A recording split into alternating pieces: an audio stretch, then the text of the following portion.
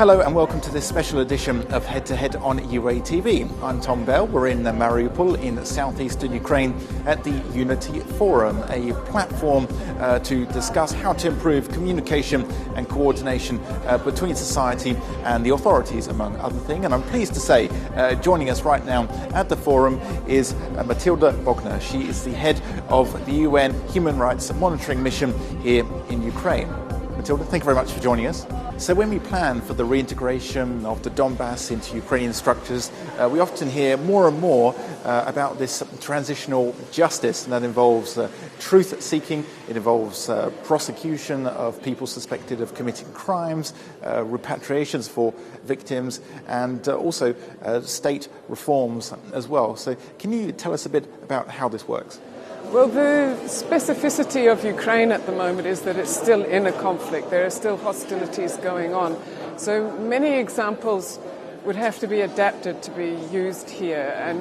But there are certain elements which are already relevant, even though hostilities are going on. And that's in particular to look at the impunity gap and trying to address that through criminal prosecutions. Obviously, that can only be criminal prosecutions on territory controlled by Ukraine at the moment. But in the longer term, hopefully, it would be across the full territory of Ukraine. It's looking at compensation and reparations with a particular focus on those affected directly by the conflict and those which, if not compensated soon, would end up going into poverty. Obviously truth-seeking is another element, but that is more complex when one is still within a conflict situation.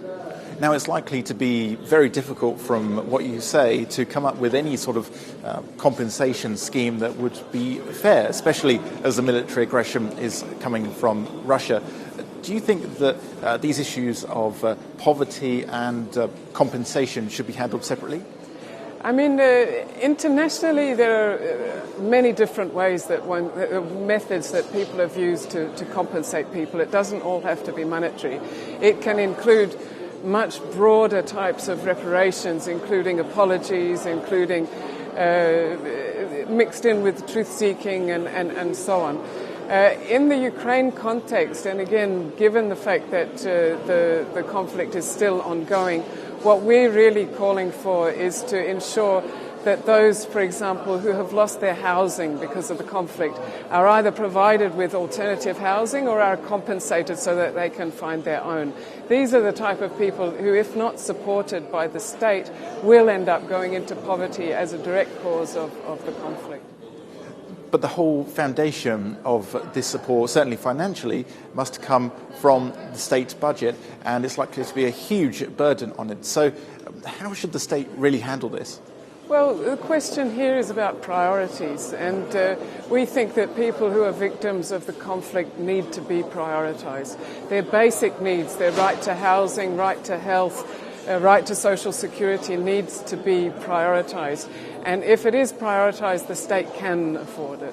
What is the idea behind this truth-seeking initiative? I mean, it sounds quite innovative, but there's already a lot of evidence of potential crimes that have taken place on both sides of the front line since 2014. So what are the overall objectives to this? Well, you will have seen in many different countries, in South Africa, in other places, they've had truth commissions.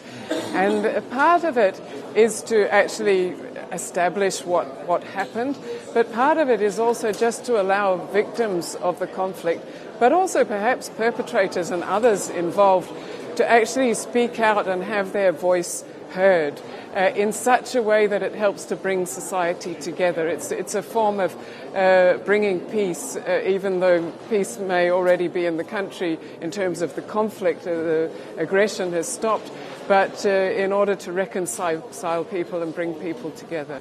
So really it's this isolation that fuels this disunity. Certainly that's an element of it, yes. Yeah. And for people who seek justice, a lot of seeking justice is not just about punishing the perpetrator, it's also about having the truth heard, having their story heard and understood. it's very important to victims. You know, I was recently reading the latest UN Human Rights report for Ukraine, and I was still really surprised by the fact that people often still lack basic necessities, especially people who are displaced. There's also a lot of discrimination you report on as well. Can you tell us a bit more about this? Yes, certainly people who live along the contact line, I mean, it's been well documented that they suffer. They suffer from a lack of services. They suffer from having to spend hours trying to cross the contact line. They suffer just from the fact of the contact line being there, let alone the hostilities that are going on.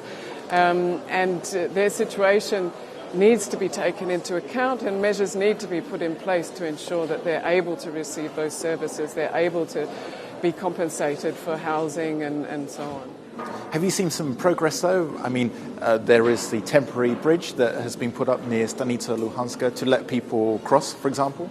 No, certainly there has been progress, particularly in terms of crossing over the contact line.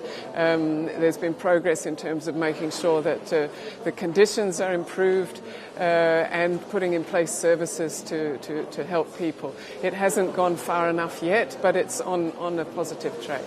Yeah, I mean, finally, to wrap up, what are the priorities going forward? It's an ever-changing situation on the front line, and here in Mariupol today, we've been talking about unity.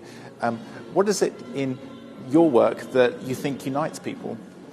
We'd like to see more steps taken, concrete steps in terms of building social cohesion, so including what I said, compensation for those that are affected, including paying pensions to those on both sides of the contact line.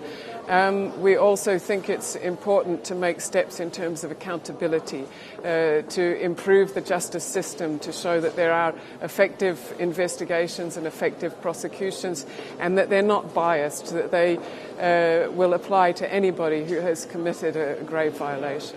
Yeah, but when you have an international conflict that's happening on one country's territory, how do you deal with the responsibility of crimes, of human rights, that sort of thing?